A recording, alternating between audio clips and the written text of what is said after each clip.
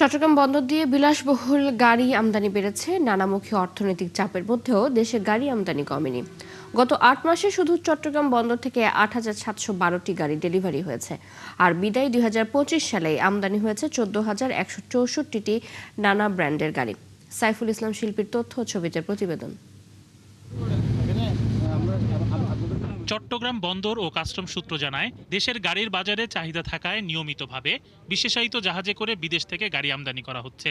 এর মধ্যে চলতি বছরের জানুয়ারি ও ফেব্রুয়ারি এই ২ মাসেই বিশেষায়িত 4টি জাহাজে করে চট্টগ্রাম বন্দরে এসেছে ১,৬৭১টি গাড়ি। একই সময়ে বন্দর থেকে ২,৩৬৫টি গাড়ি ডেলিভারি নেওয়া হয়েছে।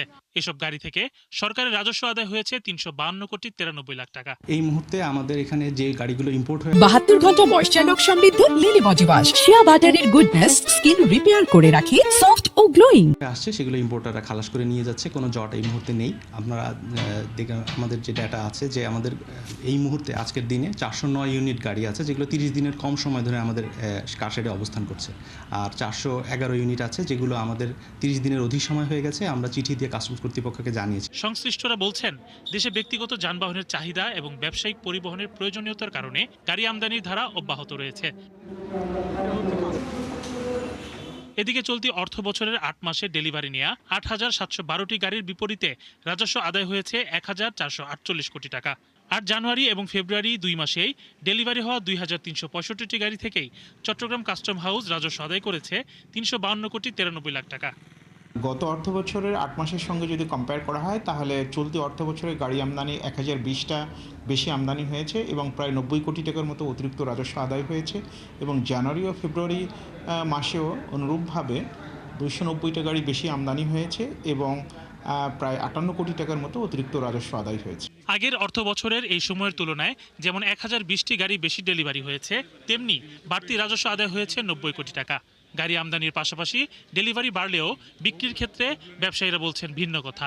আমদানি অনুযায়ী গাড়ি বিক্রি না হলেও শুধু চট্টগ্রাম বন্দরের অতিরিক্ত মাসুলের কারণেই দ্রুত ডেলিভারি নিতে বাধ্য হচ্ছেন ব্যবসায়ীরা। চট্টগ্রাম বন্দরে ওয়ারফেনের হার অতিরিক্ত বৃদ্ধির কারণে আমদানিকারকরা ভয়ে আমদানিকারকদের একটা নির্দিষ্ট লাভ থেকে তো চলে যাচ্ছে। ওই কারণেই বন্দর থেকে গাড়ি রিলিজ করে যার যার গোডাউনে সে রেখে দিচ্ছে।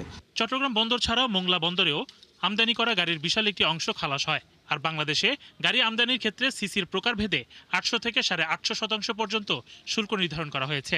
এবার নির্বাচন এবং ঈদ সামনে রেখে চাহিদা বাড়ার আশায় গাড়ি আমদানি করেও ক্ষতির মুখে পড়তে হচ্ছে বলে দাবি বারবিডার এই সাবেক নেতার।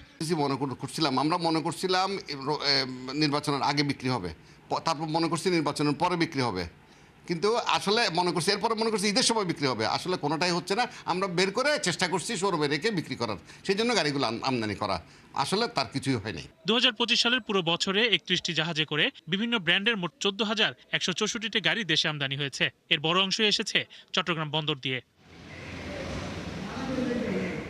শরীফ আজাদ প্রীতম, ৭১।